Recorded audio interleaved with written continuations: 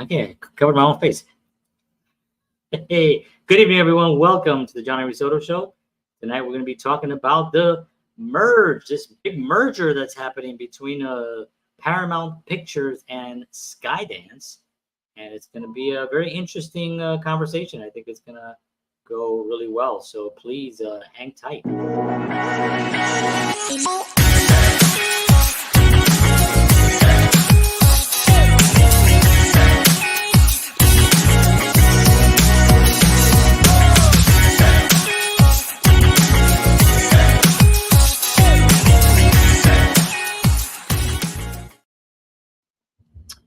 All righty. Well, thank you, everyone, for joining us. My name is John Henry Soto, and as always, I'm here with Mr. George Batista, coming to you live from New York. I'm currently in Clearwater, Florida, for a couple more weeks, and then I head back to Nashville and other places. But I'm very excited to be here tonight. We're going to be talking tonight about this big, giant merger between Paramount and Skydance. It's been in the news. If you're in the entertainment world, this is a big deal. This is a big deal. So we're going to be covering not only the numbers, because I think a lot of people are interested in also the numbers of what happens between that, but we're also going to talk about what that means to the individual artists, especially the smaller production houses. I think that's what a lot of companies and a lot of people are smaller, production houses are really wondering how is this going to affect them in the long run, financially and also creatively as well. So this is going to be a very exciting merger, I think, in my opinion. I'll give my 2 cents later on in the show, but for now we're going to be talking about just the overall thing. I'm going to bring George into the conversation. So those of you on this platform over here cannot see it, but on this platform here, you can see him. Actually, I can just go like this. Say hi. Hey. Hi, everybody. It doesn't really sound that way, but it's funny. No. So what are your thoughts on this anyway, from what you've researched and stuff? Well, it's interesting because there's such a backstory to this. You know what I'm saying? And we'll definitely big backstory. I mean, it's a big backstory to this, and so it's kind of like there's a lot of interesting things about it. Where do I think it's going to go? And I think you had a good point where I think there's going to be more mergers moving forward than anything else. I think that it may start a trend in that, and I think part of the problem is because a lot of these companies are realizing the landscape has changed, and survival now is, it's getting harder and harder to survive the entertainment landscape in all facets, whether it's movie studios, whether it's streaming services and all this. And Paramount, is kind of runs the gamut in all of it, right? It's in between all of it, really, because you have you have Paramount Pictures. It was part of Paramount Pictures, Viacom, CBS, and then you have Paramount Plus, right? Yeah, so that's the streaming service, which they were trying to, and I kind of understand, like their initial idea was they wanted to be a Netflix competitor and kind of get into that landscape, but unfortunately has proven not to really be profitable at this point. Right. I think what they were hoping was exactly that, but you can't go into something like that without having enough material. Right. Without having enough original programming. Netflix put out, I don't know, 20-something, 30-something shows or something like that, or even more than that. I don't remember the numbers, but they put a ton of more original shows.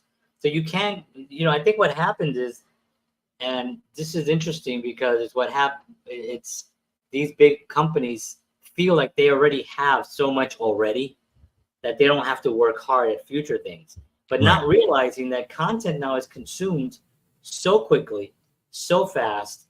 It just comes and it goes as fast as they make it. So they can't sit there and think, well, we're Paramount. We have all these great movies and all these great TV shows that we can just throw on this Paramount Plus and that's it.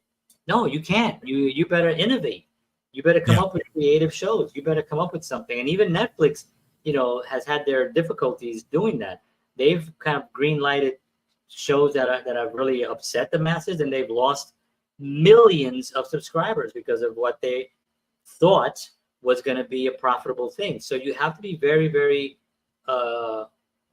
not careful, because you can never be careful, because being careful never gets you anywhere. You gotta take the risk. You gotta jump into stuff, right? But Right. they need to be a little bit more aware of who's watching their platforms and what people are consuming and what people enjoy. They should be doing surveys. They should be doing a massive spend, like a couple $1 million on a massive survey, reach, to find out and to really narrow down what people are interested in. Now, I hate that, because it's like, just dealing to those people, and that's but it gives you a good sense of what people are interested in. Do people want reality TV shows, or do people want live shows, live shows, or do people want more the talk show format? Are people interested in bringing talk show, these types of platforms, podcast shows to a bigger audience, and making somebody like a Joe Rogan or one of these big podcasters. I mean, he's the biggest, but one of these guys, to give them their own platform, their own show, where it's an actual show. Do they want to do something like that? Maybe not for Joe. I don't think he wants that, but I think a lot of other people might decide. They'll have like millions of subscribers and viewers, and they may want something like that. So they have to do this type of work in order to really get some answers, on what they're going to be putting out. Because Paramount, they're famous for doing a couple of things in the past, attacking a few celebrities, major celebrities, that were going against the grain on something that they push heavy on. And then they they tried to cancel one particular, but we're not going to get into the specifics of who, but they tried to cancel someone. And of course it didn't work, because this person had much more reach than they could even imagine. And now, funny enough, Skydance is part of that organization, that person, with a bunch of other people, taking over Paramount. So this is kind of like, well, you had your chance and you blew it, and now here you are having to. And it was funny when I heard Paramount and Skydance the first time that this was put out there. I had no idea that Skydance would be the ones buying. Yeah. I'm thinking Paramount is way bigger. I didn't even know what Skydance was. I mean, I knew what it was because I've seen them, but no idea that they would be the one doing the purchasing. I mean, there were other companies. There were other companies in that whole thing. Yeah, huge companies that wanted to take it. And it shows you how they've fallen. Yeah. How Paramount has fallen. The great Paramount is just no longer. Now they're just going to be a portion underneath this umbrella, which is kind of embarrassing when you think about it. You know what I mean? It's like, they used to be, Kellogg's cornflakes, and now they're like Kellogg's, brand, brand flakes. It's like they just lost their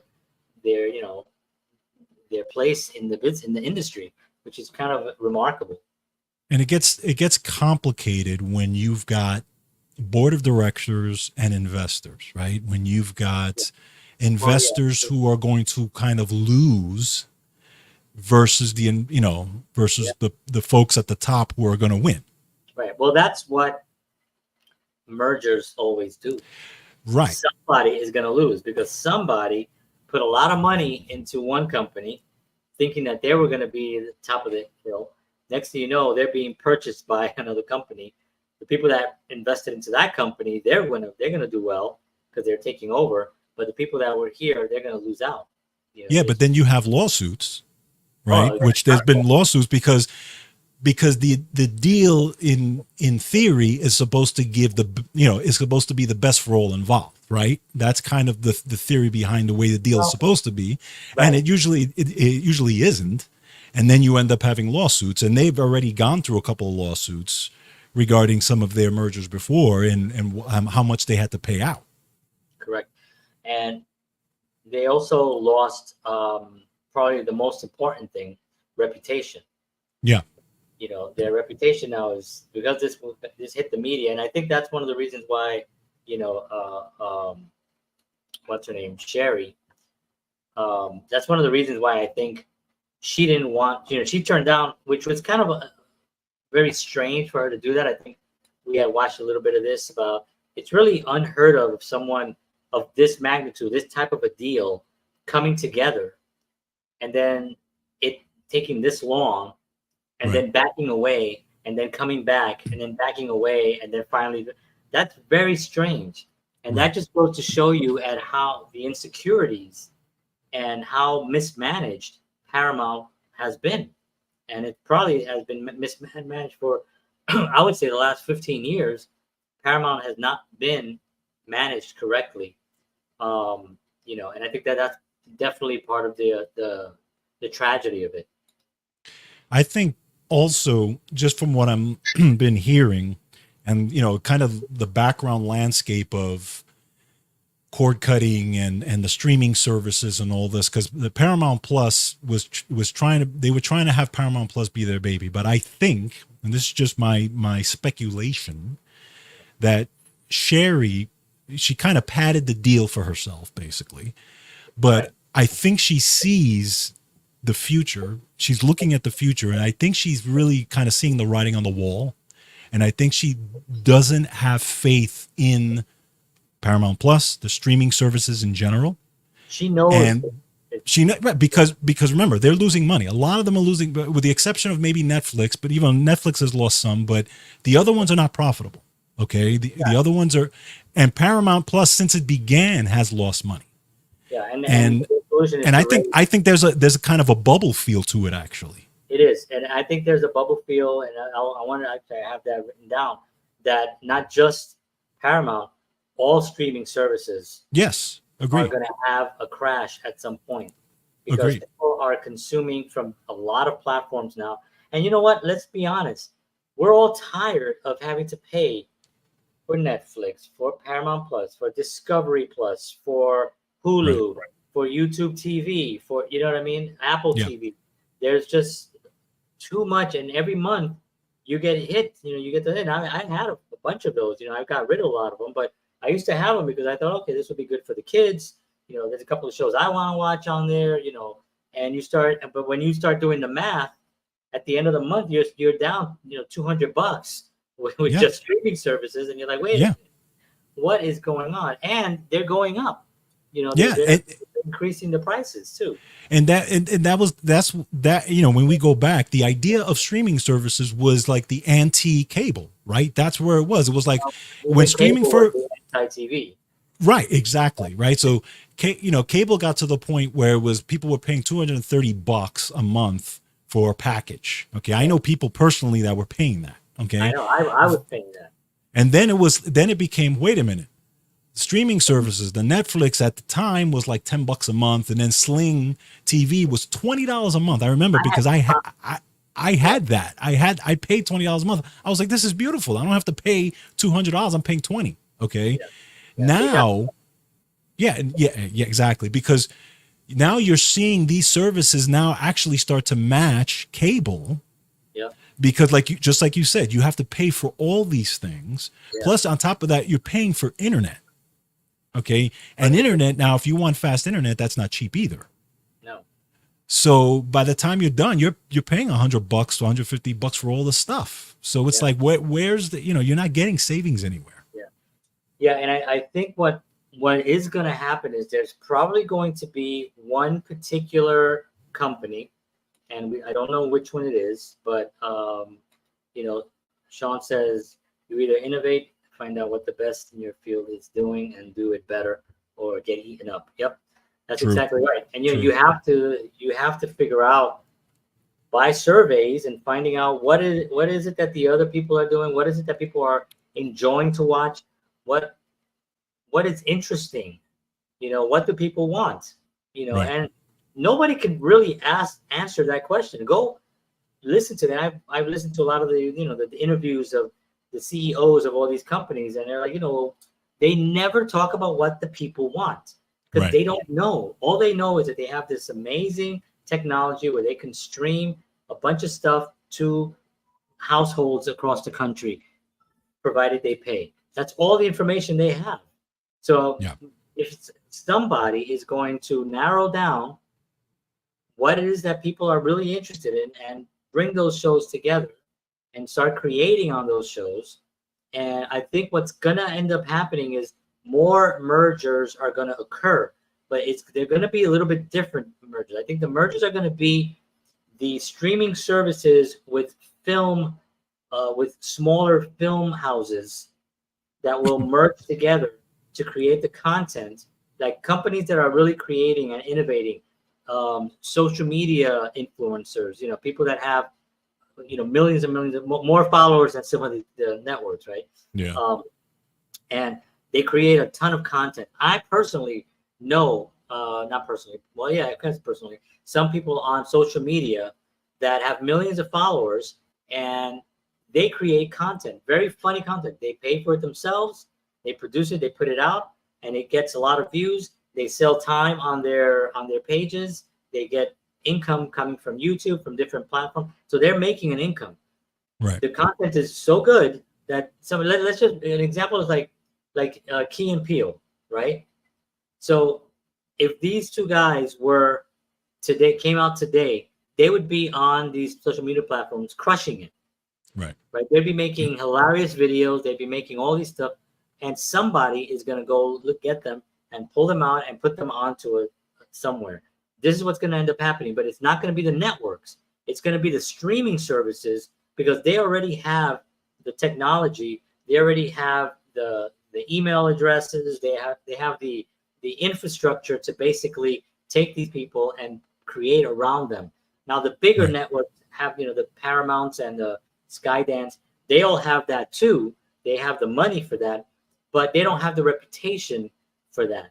Like, nobody goes and says, "Oh, I'm going to watch that new streaming service on Skydance or on Paramount Plus." Nobody's watching these things. It was clear that it was a failure the way it was released. I just don't think that they thought about putting enough content together to have a real release. So now you have new shows coming out. Not just say like Paramount, watch these old shows that we've had in the can for years, and watch a couple of maybe new things here and there. It's not the way to do it. And so I think that's what's going to happen in the future. It's going to be that's the only way that some of these companies are going to survive. But it's interesting when you said about the surveys and stuff. Another thing that people have to realize, there is so much, and you kind of touched on this in the beginning, there is so much content that is free. Yes. That you don't have to pay for. Okay. Perfect example. Okay. Yeah. Pluto TV. Oh yeah. Which is part of that whole thing. Okay. Right. Never charged a dime. Right.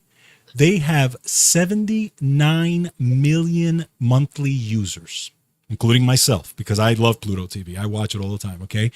But it's a cable style thing, and you get all the old shows. Plus you actually get new stuff, but it's released like a week later. And, but it's there, it's free, and it's there, and you can put it on your phone. You can put it on your TV. You can put it on your computer, anywhere. Right. Okay. Roku now has its own channels. Okay. I have a Roku, same thing. It's free, cable style. You can watch hundreds of channels. Okay. Yeah. All these things. And then of course, YouTube in and of itself. Yeah, okay. Which has been doing it forever. Right. Also has a ton of content on it.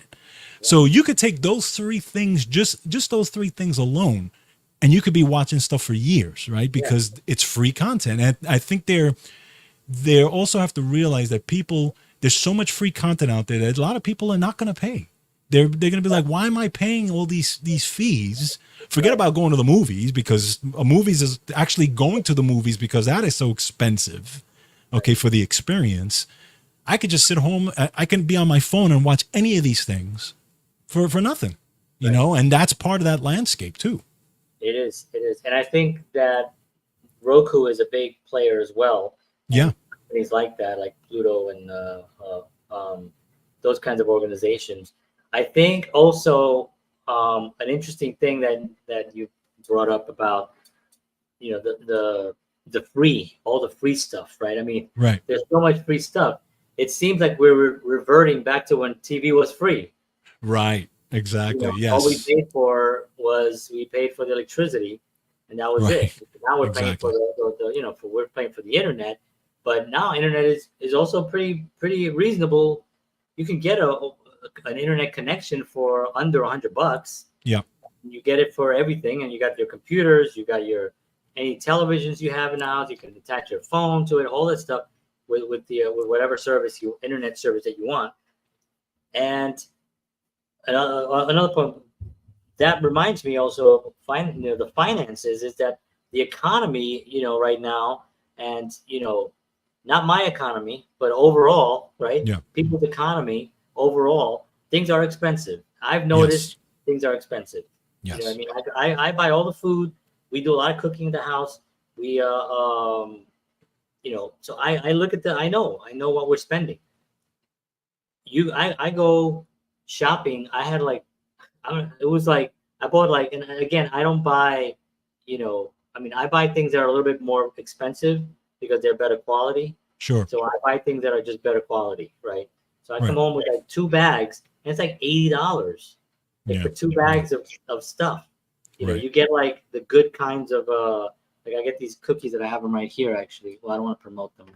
I don't have the right to promote them yet. But anyway, but I get these cookies that are really healthy and they're actually good for you, and you can eat a few of them. It's not, they're approved by certain Bobby approved and the Dr. Bergs and stuff like that. One bag is like 5 something. So you get 2 bags of small cookies, you're already over $10. Yeah. So all that is going to affect the entertainment that people are going to want to watch. Correct. Because they're thinking, wow, I can't afford to pay $200, $150 for all these streaming platforms. Yeah. And that's where it's going to get, and it's going to be carnage at some point. There's going to be bloodshed with some of these companies. They're going to be sold for pennies. Investors are going to lose a ton of money, just like they're doing right now. That's why all the lawsuits are happening, because they're losing. They invested. They had some kind of I don't know the legal terms of investment for stocks, but they probably had some type of agreement that if there was a merger of some type, that they can get some type of a buyout again and at least recover a certain percentage of their money. And maybe that's not happening on a lot of them. So this is going to continue to happen, and more companies are going to lose a lot. And the ones that are organized, that care about their viewers, that really care about their viewers, not care about the platform's profitability. Yes. Because I mean, yes, at the end of the day, that's what keeps the lights on and gets everyone paid and gets the show on. So money has to be made. Money is a good thing. Wanting money is good. It's not a bad thing. But you also have to provide value. And if you're not if you're not overly providing value, they're going to go somewhere else, which is what's been happening. People go to Netflix because some stuff is out. Okay, I'm done with Netflix. They cancel it.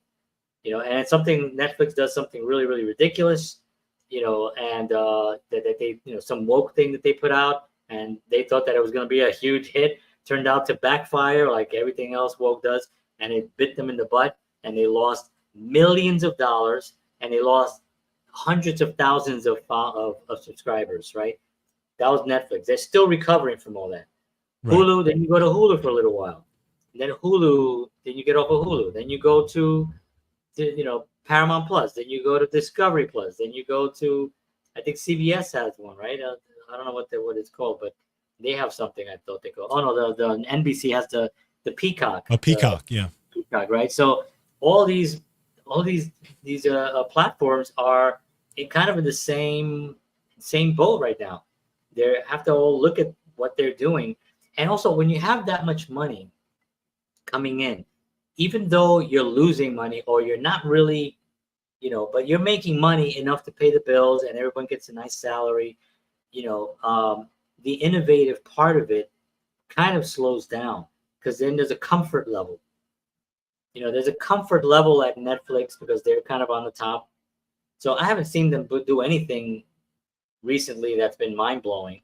They had a Dolly Parton thing that I thought was good, not too bad.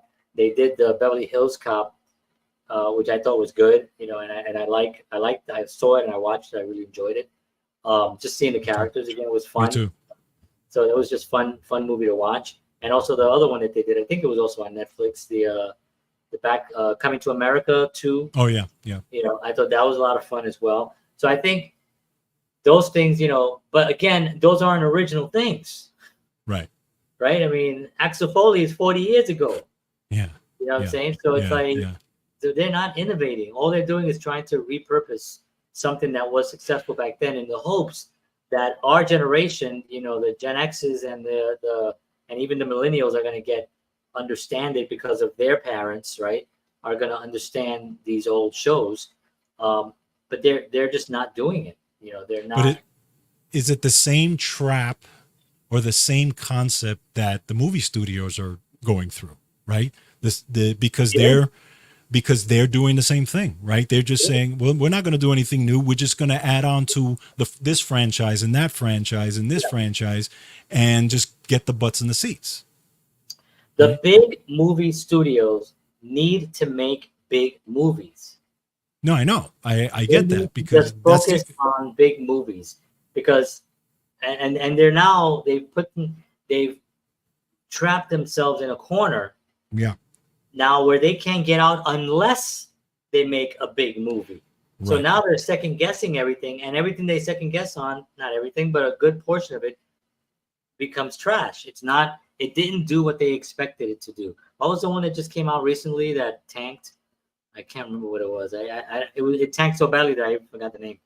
But was it the Spider-Man? No, Spider-Man one, was it? Or I don't know if it was Spider-Man. There was one that my wife was like, that was horrible. And she loves like that stuff. Yeah. So I forgot which one it was. Yeah, I forgot which one it was, but that's my point, where now they're trapped in having to make those movies. Now and you can't, unless you're like, guys that can make movies like that, like Tom Cruise and who makes big movies, Tom Hanks. Tom, if your name is Tom, and you can make big movies, you know what I mean? Right. But to me, it's sort of like to get people to pay. How much is a ticket nowadays? $20 a ticket, $25 a ticket, and now they have the big IMAX theaters, which are like $35 sometimes to sit in. Maybe around that price. I'm not sure. So now you're talking about, I don't know if it's $25 and you got a family of 4, the tickets are $100. That means when you get there, you're going to get your popcorn, which is way overpriced. Oh yeah, it was Black Adam. Black Adam. Yeah, was that recently? Well, no. Black Adam. That was The Rock. Yeah, but that one also. But there was another one that did really, really bad. But it was recently, though, right? Yeah, it was recent. Yes. Very, very recently. Yeah. So I think that the price of a movie has to be worth it. It's sort of like a baseball game, right? We know what happened to baseball. Yeah. He said 20. No, I think this movie was like a month ago. Oh. This was something that came out not long ago, and I'm gonna find. I thought it was either the Ant movie or the Spider-Man movie or one of those, or one of them where there was a whole bunch of them together. Yeah. Recently? Yeah. Well, I think of maybe 5 or 6 months ago. Okay. Maybe more. Inside Out, Perry, Despicable Me, Quiet Place, Bad Boys. Bad Boys did well, right? The new one. Yeah, I think so. I think it was doing pretty good. Cutthroat Island. I don't even know what that is. Anyway. Well, yeah, there's a couple of that. No. Well, Blue Beetle. Blue Beetle. Actually, my daughter. Was that it? No. No, my daughter actually liked that one. I do. Well, she says it was good. I didn't see it, but there's a couple of concepts in the movies that that I was reading up on. I thought was very interesting. The again, obviously the pricing and all that stuff, right? But you're not gonna. The one thing that the movie studios and the movie theaters have that is always going to be on their side is the movie experience, right?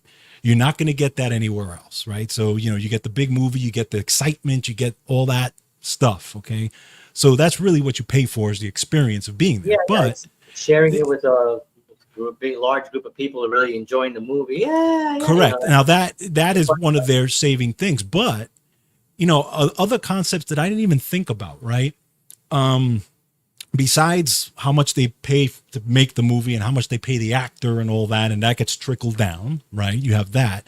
But then you also have the concept of when you and I were young, it took a movie to go from theater to actually a VHS, for example, was what, a year? man. Right? Yeah, if you were lucky, it was a year. If you were lucky, it was a year. Then there was an excitement when that movie came out, right? And then you had this concept of, well, I can't wait a year, so I'm going to go. I love this movie. I'm going to go to the movies and see this movie again, and I'm going to take my friends with me to see this movie, right? Yeah. Then what happened? That has shortened throughout the years, right? Then it got to like 90 days. Then during the pandemic, it was like 45 days. Okay.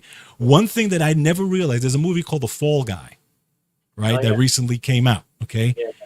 You know that movie from theater to streaming was 3 weeks. Oh yeah. I believe that. 3 weeks. Okay. So now you're eliminating people going to the theater again and seeing the movie if they love it. Right. Yeah. And then people are like, well, if that movie comes out in 3 weeks, why am I going to go to the theater? I could be home instead of spending $100 for my family to watch it. I can spend 10 and watch it on Netflix. You know what I mean? Yeah. But I think here's another thing that I feel that really destroyed the streaming platforms and was the binge watching, the releasing a whole season of the whole season. Yes. You know, and there was always that anticipation of waiting that week. Correct. Not only that, but here's what they lost, and I don't think they even thought about this, because they lost a ton of revenue by being able to have placements promoting the show coming up. What did we do? We would watch, Friday nights at 8 p.m. The Incredible Hulk, right? Or whatever was coming out. We would always be waiting for that Friday night, and then the whole week play ads promoting the show coming up, promoting the show coming up. So the ad revenue that ad was generating was also lost, promoting that show and building up the show. Not to mention that when the show came out, like remember Thursday nights, was like a huge night. I mean, we had Cheers and Friends was on that time. And I mean, there were all the greatest shows happened during that whole time. Right. And, so that night, the people that were, if you had an ad, if you were a company and promoting on during Friends, and that was one of your commercials, you paid a lot of money to get there, because that half the country is, or maybe most of the country is watching that show. This has gone away, and the streaming services even killed it even further by releasing these shows instead of anticipating and showing like a trailer for like a couple of weeks. This is coming up, and then showing that first episode, and then maybe giving a bonus episode, maybe like a day later. Stay tuned in 2 weeks where we have the next episode, and then start using that anticipation and promoting that to get people to come in. Oh, you haven't seen, you got to see, you could go in now and watch episode 1 and 2, and then episode 3 is next week. You should get a subscription. It was really great. And now people are going to get more, they're going to pay more. It's like, so they lost that. They completely killed it. And I never did that. I was always like, I did that with shows that were already out, that were done. So there's nothing to anticipate, they're already done. So I would do that and watch a bunch of episodes with my wife and stuff. We'd just sit there and watch the shows when we weren't doing anything. But it killed it. It killed. I mean, imagine Star Trek when you and I were growing up. Everything just was released in one season. 20-something episodes were just put out. Yeah. And we're sitting there all day just watching. And then after we're done, we're done. We're done. There's would the I w- movie even happen? The movies I weren't would even like to know who thought of that concept. somebody young, stupid, without any type of patience. It's somebody that was definitely did not grow up in the era that you and I grew up in, because and I'm sure that they had to fight for that idea. And maybe I'm completely off. Maybe there was some veteran guy who thought, let's just do it all at once. But I think it's the dumbest thing you can do. I think it destroyed the art, the Yeah. anticipation, the also the value of the art. It's like, oh, Yes. 10 episodes are out. Done. Oh, that was Yeah. easy for them. They just put out 10 episodes. Well, no, it's not easy. It took them probably a year to shoot all those episodes, to edit Yeah. those episodes, or maybe even longer to Right. write those episodes. That's a lot of work to just throw out and not even get people that excited about it. And that's the thing that kills me. It's like, when was the last time that you saw a preview for a film that you were just like, yes, I'm so excited for this to come out? I can't remember the last time. Me either. I just Me can't. either. I mean, maybe the Tom Cruise stuff, because I was, it's been again, but that's not a new concept. Exactly. That's a Top Gun. Maverick was 35 years in the making. You know what I mean? It's like, and it was great. Just the same thing as Axel Foley, seeing him again, and seeing Coming to America, and seeing all these shows. Those are great. But when was it when you saw something that you had never seen before? Like when we watched the trailer for Wrath of Khan. Oof. Where it's just like you're sitting there like, well, I can't wait. When does it come out? Oh, it's in 2 months. Yeah. Oh my Yeah. God, you gotta tell everybody, call everybody. We gotta get excited about this. This is the thing that it just doesn't happen anymore. There's no excitement. And Rick Beato was talking about music and the music part of it. He said, when he heard a record on the radio, a new song on the radio, he's like, I have to get that. He had to Yes. get in his car.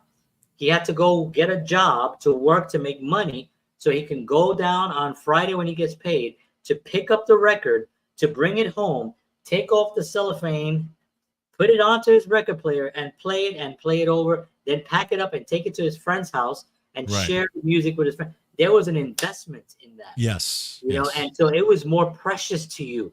The music was precious to you. The films were precious. The TV shows that you and I watched growing up. This is why we still talk about these shows, because they were precious to us. They weren't all thrown at us at one time, And this to me is something that if Paramount and Skydance, now that they're taking over that, if you guys are out there listening to me, if you're listening to this, my name is John Henry Soto. Please, let's sit down and talk. Okay, I can help. I have a lot of ideas. No, but seriously, I mean, if they're out there, and I know this will never get to them, but if it does by some sheer miracle, man, make it exciting for the audience. Give them something to want to like call their friends and be like, yo, July 30th, we're going. Yo, what are you doing July 30th? Yo, July 30th. I do this. Of course, everybody's on a phone like this now. But you know what I mean? It's like, let's get people excited to want to be part of this experience. But and you're right. It goes back to what you said before about the surveys, right? Because they should care about what John Henry Soto thinks. Because you are not only you're in the industry, but you're a customer. You're a person who and I love you. Right, you love that. Like you used to see that excitement with The Sopranos. And those types of shows where people were calling each other. Did you see that episode? That was great. Seinfeld. Blah, blah, blah. I remember Seinfeld. Everybody was watching Seinfeld. Those last. It was a phenomenon. Those things, right? It was like a phenomenon. You're right. They've lost the value. MASH, all in the family. These kids now who are growing up, right? These teenagers and these 20-somethings who grew up in this. They didn't grow up in our time. This is nothing for them. This is like, okay, we're going to binge watch this and move on. Who pays for your cable bill in your house? You or your daughter?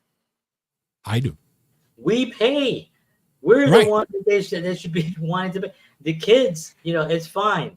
They're consuming content and they're doing their thing.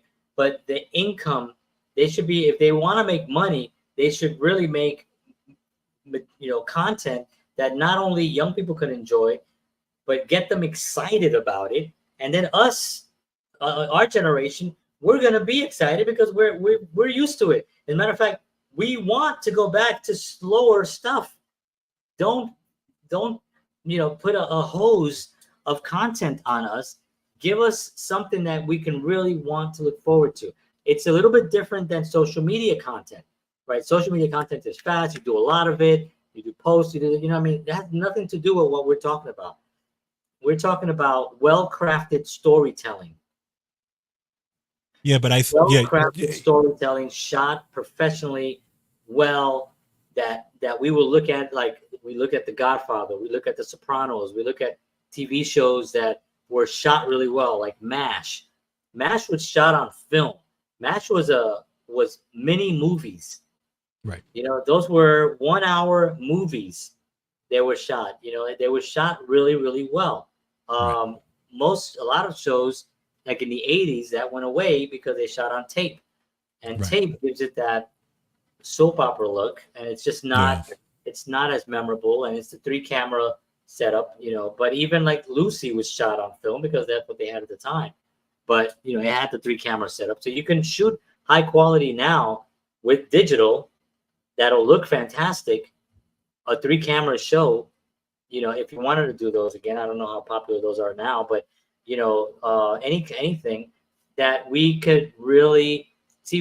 Here's another point before I turn it over to you. So don't forget what you were going to say. Okay. Good. You already forgot. That's all right. But we are the generation that is spoiled with masterpieces. Look at the films that came out during our lifetime, our consuming lifetime, right? Now I go early on to like Star Wars, the Godfather movies. You can go back 30 years and look at Goodfellas. You can go back at the Indiana Jones franchise. You can go back at the Back to the Future franchise. All these films are so classic, Right. that we have been spoiled by looking at things and wanting it to give us the experience and that feeling that we had when we experienced and when we consumed. We didn't just consume these films, we absorbed them. They became part of who we are. We talk about these films today because they're part of who we are. Right. We're not giving that experience anymore. Kids are not, like my kids are not gonna they are, because I share with them things, like films, and I want them to get some type of culture. But if they didn't have that, they're not going to be in 10 years looking back and going, man, God, I remember that YouTube video that really made me cry or made me feel something. They're not. They're going to look at some of the movies, maybe some of the Pixar stuff, some of the Disney stuff, some of the stuff that maybe moved them a little bit as they were younger. But when they got older, we were older with Star Trek. We weren't kids. Right. We were older. We were teens and 20s when all that Star Trek stuff came out. Not to mention all the series and everything. Everything was shot in a completely different way, My live will end in 4 minutes for TikTok. Anyway, so that to me is part of my disappointment with the industry. I really, really hope that they can go back and at least, and I know that I want to also acknowledge that there are filmmakers out there that are filmmakers. Yeah. And they're making great content. And I've been to a lot of festivals and I've seen a lot of great films, and I've seen people that really get it. They get the experience of storytelling and how it can impact a person and a society, really. Quentin Tarantino people, they're out there, like Quentin, who's like an obsessive movie fan, but he knows how important it is to tell a story. Ron Howard, Steven Spielberg, Martin Scorsese, Francis Ford Coppola. These are the guys that know how to tell a story, and that to me is what's needed again. The Coen brothers, who I think have a long future ahead, they know that it's important. So when one of their films comes out, I get excited. Right. I get excited. Right. It's like that's what it takes. It takes filmmakers to come out and do that again. Yeah, and no, I agree. When you and I were younger, going back to those days, whether even in music, even in all those industries, those things were mainstream. Those films were mainstream films, right? They Yeah, were made by the big studios. It was huge. They were out. it was Like promoted well. everything was done well. Now those good that those great directors now that you're young directors that you're talking about are not mainstream. The mainstream stuff is the cookie cutter fast action get kids in the seat type of stuff that they're going to forget about in 20 minutes, that is not going to stay with them like Godfather stayed with us, right? It's not. I mean, and the sad part is, these kids are not going to look for these young directors. They're going to look for, the latest Marvel thing on their TikTok. So, okay, we got to go see that Marvel thing. They're not looking for these, So, as parents, I know you and I do it because I do it with my daughter all the time. My daughter has seen 80s movies and 70s movies only because I introduced her to it. Right. Okay. And she actually likes the well made movies. Like one of her favorite movies is Mrs. Doubtfire, Robin Williams. She loves that movie. Okay. The Breakfast Club. She loves that movie, but she identifies with it as a teenager in school, Sure. so so she gets that. But as a parent, I had to sit with her and say, watch this because you'll identify, you'll like this. A lot of parents don't do that now. They stick their kids in front of the thing and that's it. They're done, Right. and so all they know is is Marvel and Transformers and King Kong. That's all they know. They don't know the good stuff, and And unfortunately, it's hard to find it now. it is, and I think also, like Back to the Future is a perfect example. I watched Back to the Future with my kids. Right, They loved it. right, They loved it. I mean, it was so. It was for me. It was like another experience I had because I got to experience it through their eyes and I remember when I first saw it and how I was like, oh my god, this is so freaking cool. And right. now watching it them and thinking at the beginning that they were kind of like watching it because I kind of was like making them watch it, and then they're Right. like Yeah, exactly. at the end they're like, oh, Yeah. and really watching it, really getting into it. That to me was like such a great thing. When I was watching my niece, I think she was I remember she was staying over or something, but I said, I want you to watch this movie, and I put on Harvey by with Mm, Jimmy Stewart. It's right. a black and white movie. Yeah, yeah. So she was like, so I don't like black and white things. I was like, all right, well, just watch the beginning, and if you don't like it, she loved it. Wow. She loved it. She laughed. She thought it was really funny, really clever, and she loved it. She was young, she was a teenager. And those kinds of experiences to me, and now she's doing that with her kids and stuff and showing them, the classic stuff. It really is a responsibility. Now you and I are limited. We have our kids that we can do that. And we can do this show where we can talk about it and Right. influence others. But really the industry has a much more important role, and I know that, the bottom line and people like Shari, Redstone, her father had a tremendous legacy. I get it, and she took it over after he was ill and couldn't do it anymore. And she tried to do her best. It's hard, man. It's like, especially to fill those kinds of shoes, it's like, it's not an easy thing to do. And I think she was not informed well enough. I don't know who was around her, but the Hmm. decisions that were made were clearly, and this is not Yeah. me saying it, this is not my opinion. It's Right. just because of what's happening right now. Yeah. Uh, what decisions were not well made. They were not decisions that really advanced innovation, creativity, caring about the viewer. It was about keeping the company strong, Yeah. Yeah. keeping our investors happy, and it's like, well, your business is not that. If your business was selling donuts and you make great donuts, and I use donuts a lot for analogies, but if you're making great donuts and then you sell your company to another company that then starts making bad donuts, your donuts are not going to be well received.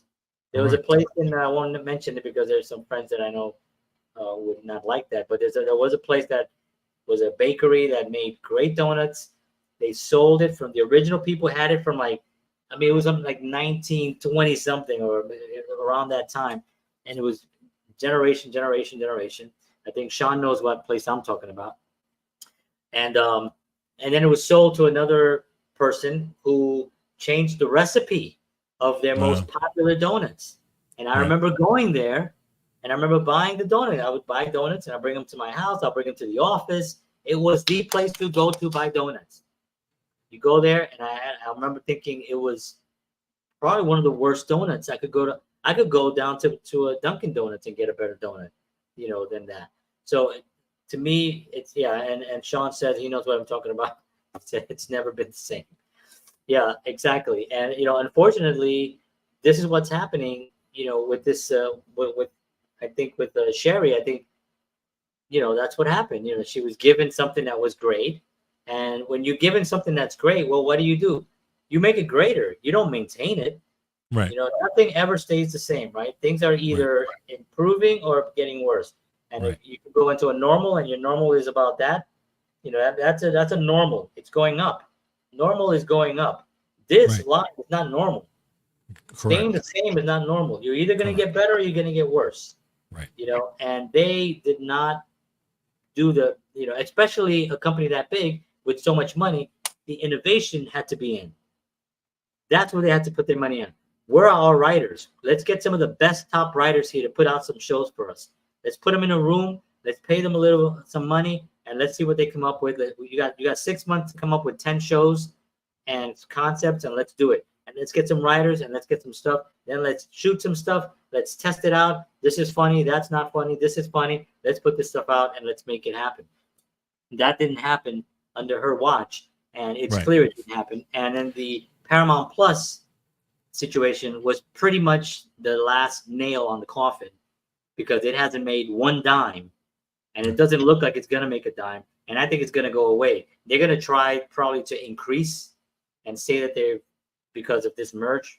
I think Skydance is going to try it. They're going to try to save it and maybe add some more value to it, which I hope they do. And then, but they'll probably increase it just to make up for the loss that they've had for the last whatever years that it's been on. No, but it's true. But and again, it's that thing that happens with a lot of these big giant corporations, because what gets lost is the customer. Because at the end of the day, right, the bottom line of that company is the customer who's paying for the product and the value that they're getting out of it, and that gets lost.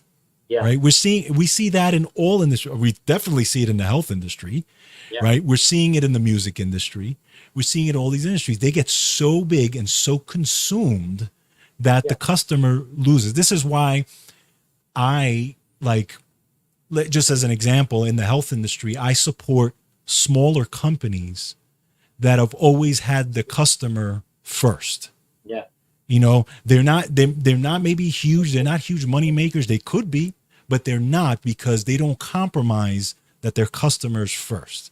So maybe they don't make the money that some of these other ones make, but that's okay, because they know that they're taking care of their customers. It's more of like they're being ethical about it. They're saying, I'm gonna make sure from day one, that was my mission, and that's what I'm doing. Okay. Right. And unfortunately, these big giant companies like this, a lot of them don't do that.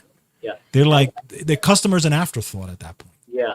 I think it's also because they're really massively big. I get that, but managing a big company when you already don't have good management, and then it gets bigger. I'll give you an example of like the health club in New York, the New York whatever it was called, New York Sports Club. It got really big, really, really, really fast, and then there's nowhere to go. Where else can you go other than you got to innovate somehow? You got to create something that's gonna, expand off of that will get people more interested in wanting to come back in again. Then a bunch of other popular. Then now it's boutiques. Smaller places are now more popular. Why? Because people want one-on-one. Yeah. People want to be cared for. So all this entertainment is really people. At the end of the day, even though they may not show it, and kids may not show it, the young people with their social media, they may not show it, but they want to be cared for. They want the content to inspire them, to make them laugh, to make them cry, to to motivate them to do something, inspire them to be better. That's what they're really looking for. And what do we get? You know, in social media, we get, you know, girls dancing, you know, provocative and no clothing, and pranks, you know, seem to be a thing, you know, and there's just no value in that. You know, it's no value in that, you know, but people consume it, you know, people are consuming it. So because that's what's there, you know. But if you have the power like Skydance Media, they have the power now to do pretty much whatever they want to do. Right. After this is a big one for them, you know, and it's probably going to be more. They're probably going to take over a couple more, you know. It's probably, I'm sure they're not going to stop there. They want to grow Skydance. I love the name Skydance. You know, Skydance is a great name, you know, for just a company. You know, it's like a great name, and I think that it speaks volumes in the name of what they want to do. You know, Skydance. You know, it's like that's what you want. Skydance Media. It's, you know, it's you know, Paramount would sound like you would think that would be a big thing. You know what I mean? But it's been so perverted by so many years with so much, you know, I mean, at the end of the day, there's a lot of greed going on. And when you read the articles and when you watch the videos and when you see the interviews out of their own mouths, you can clearly see that they're interested in the money part of it. Right. You know, they're not that concerned. They may mention the consumer here and there, but the consumer is an afterthought. That's what I was saying. Exactly. Yeah. The consumer is an afterthought. It's about the actual money. You know, it's about selling the donuts. It's not about making good donuts. You know, and it's one of those things. It's like, it's, you know, Shari and, you know, any of these big, you know, moguls. Okay, because the guy from Skydance is a younger guy, right? You know, Ellison. He's a young guy, but you know, people like Shari are going to be like, listen, if this thing all falls down the tubes, I'm set. My kids are set. My grandkids are set. Yeah, but I think she was trying also to be even more set. Yeah. By some of the things that were happening, right? Trying to make out a little bit better than what she would have made out. You know, of course, yeah. I think that, you know, that does. I mean, at the end of the day, if somebody told anybody, okay, I'm going to give you $10 million, but you can get $20 million. How can I get $20 million? Well, you'll probably have to do this and this and this. Okay, well, I'll do this and this and this for an extra $10 million. Right. You know, human nature, you want to have more. Why you want to have more is where it counts. Like, I would want to have more for my family, to set them up for their future, to set up, you know, and to basically leave a legacy, right? And to have, you know, financial wealth for the family, right? Yeah, this is a good point that it's like the story of Stax Records. It started as a family-based company with success, lost its way, and turned into accountants and lawyers. Yeah, I mean, that's, you know, and Stax, believe it or not, so a side note, but if it wasn't for Nashville wanting to promote only blues artists, I mean country artists, and not blues artists, Stax would have been in Nashville, not where it turned out to be in Memphis. Yeah, because it was actually part of the whole thing in here in Nashville. This is where a lot of those B.B. King, Jimi Hendrix, Buddy Guy, all those guys that you know, Johnny, John Lee Hooker, all those guys would come here to Nashville. I'm in Clearwater now, but they would come to Nashville, and that's where they were. There was a street called Jefferson Street, and Jefferson Street was filled with all these blues clubs, and it was growing, and people were loving it. But the city didn't want to promote too much of the blues because they were really known for country. They didn't want to lose their country roots, so they invested only in country. So Jefferson Street is still there, and there's a museum there, a really wonderful museum that you can go and see all the memorabilia and some of the photos and some of the streets. You can still see some of the stuff. But then they went to Memphis, where the rest is history. So Anyway, a little side note, but that is what happens. You lose your way. Yes. You lose your way, and money can do that. And if you don't have good people surrounding you, and also have somebody at the helm that stays in present time, that knows what's going on, and doesn't just turn over everything and then just kind of heads out, or at least if you are going to turn over everything, turn it over to somebody that's 100% is doing exactly, and write it up. You have to write up all the hats for a company, right? All the way a company should be run should be written up. They should be binders. So you're talking about finances, marketing, qualifications, the promotions, the new people, all that stuff should be all written up. And every single person that starts in that company, if you're starting on a division that has to do with money, if you're starting as a treasurer, they're going to give you a binder with things for you to read and study, and those are the policies that are in place. If somebody up on top puts that together, and puts it together solidly, and then runs it for a little bit to make sure that it actually works, fix anything that really doesn't work, write policies when a policy didn't work, or when they realize something didn't work, write a new policy on that. Okay, from now on, we're not going to do that anymore. We're going to do this because that didn't work. Here's a new policy. Write it up, put it out. If somebody does that, then you can turn over the company and you'll have long-term success. Right. But if you don't have that, you're not going to do that. Right? The original mission statement, right? Yep. And keep it posted properly. Great. Absolutely. Definitely. Yeah. Absolutely. So, all righty. Well, the merge is happening, as we all know. It's already actually happening. It's definitely happening now. I heard.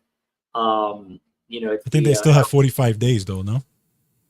I think so. Yeah, but I think that that's all you have to have that.